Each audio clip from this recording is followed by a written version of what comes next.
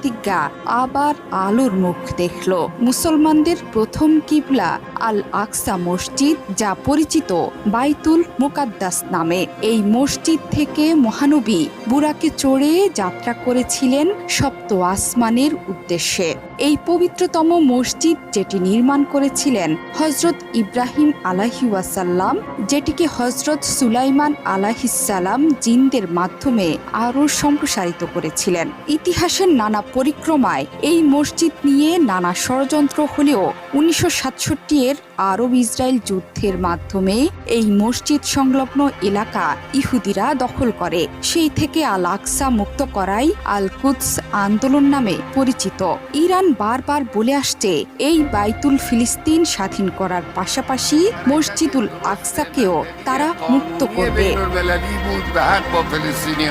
এই পবিত্রতম মসজিদের ব্যাপারে পবিত্র